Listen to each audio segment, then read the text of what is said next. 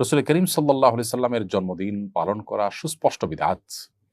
কারণ নবী করিম সাল্লাল্লাহু আলাইহি ওয়াসাল্লাম তিনি কখনো তাঁর প্রতি বছরে জন্মের যে তারিখটা ছিল সে তারিখটাকে কোনোভাবে উদযাপন করেননি, করতে বলেননি। কোনো সাহাবায়ে কেরাম, খোলাফায়ে রাশিদিন কারো থেকে বিষয়ে কোনো জাল হাদিসও পাওয়া যায় না।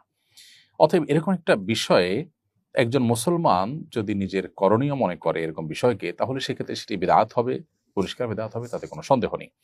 ১২ই রবিউল আউয়াল উপলক্ষে বিশেষ কোনো করণীয় নেই, তবে বর্জনীয় আছে। সেটি হলো ১২ই রবিউল আউয়াল কেন্দ্রিক যে সমস্ত বিদআত হয়ে থাকে, জশ্নে জুলুস, ঈদে মিলাদুন্নবী বা অন্যান্য যে সমস্ত আনুষ্ঠানিকতা হয়ে থাকে, নবী জন্মের আনন্দের নামে যে আনুষ্ঠানিকতা হয়ে থাকে, সেটি নবী সাল্লাল্লাহু আলাইহি ওয়াসাল্লামের আদর্শের পরিপন্থী। নবী করিম সাল্লাল্লাহু আলাইহি ওয়াসাল্লাম আমাদেরকে বলেছেন যে, খালিফুল ইয়াহুদা ওয়ান নাসারা, ইহুদি খ্রিস্টানরা যা করে তোমরা তাদের সাথে সবসময় ভিন্নতর কিছু করবে। অর্থাৎ ধর্মীয় বিষয় বিশেষ করে তারা যদি কোনো আদর্শ কৃষ্টি কালচারকে ডেভেলপ করে, তোমরা সেই পথে হাঁটবে না। আজকে খ্রিস্টানরা তাদের নবীর জন্মদিবস পালন করছে। একটা সময় খ্রিস্টান ধর্মেও এটা নিষিদ্ধ ছিল। বাট তারা কালের আবর্তনে দেখা গেছে যে তারা পেগানদের বা প্রকৃতি পূজারীদের, অগ্নি পূজকদের কাছ থেকে এই জিনিসটা ধার করে নিয়েছে এবং আমরা তাদের থেকে ধার করে নিচ্ছি।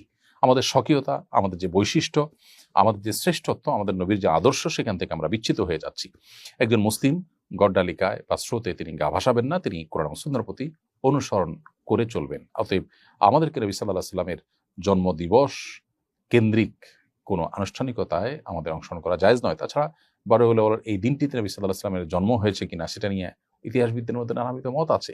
নবী সাল্লাল্লাহু আলাইহি সাল্লামের রবিউল আউয়ালে মৃত্যু হয়েছে এবং এই তারিখে মৃত্যু হওয়ার কথাও অনেক ইতিহাসবিদরা বলেছেন, যদিও এই বিষয়টা নিয়েও নানা মতভেদ আছে।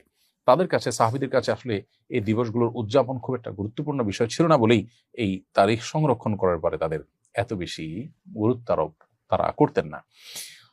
আজকাল আমাদের দিবস কেন্দ্রিক যে পৃথিবী তৈরি হয়েছে, সেখানে আমাদের কাছে দিবস অনেক গুরুত্বপূর্ণ, সেজন্য আমরা দিবসগুলোকে ওইভাবে সংরক্ষণ করি।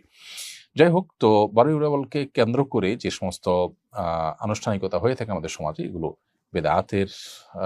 বেদাতে পরিগণিত হওয়ার মতো বিষয়। আমাদের যে সমস্ত ভাইরা এগুলো করছেন, তারা নবী সাল্লাল্লাহু আলাইহি ওয়াসাল্লামের প্রতি ভালোবাসা থেকেই করছেন। তাদের ভালোবাসার জায়গাটাকে শ্রদ্ধা তো অবশ্যই করি, কিন্তু ভালোবাসা প্রকাশের পদ্ধতি এবং বেদাতের প্রতি ঝুঁকে যাওয়া, এই জায়গা থেকে তাদের সরে আসা উচিত। আল্লাহর খাতিরে, আল্লাহর জন্য, আল্লাহকে সন্তুষ্ট করবার জন্য আমরা তাদেরকে বিনীতভাবে আহ্বান করব।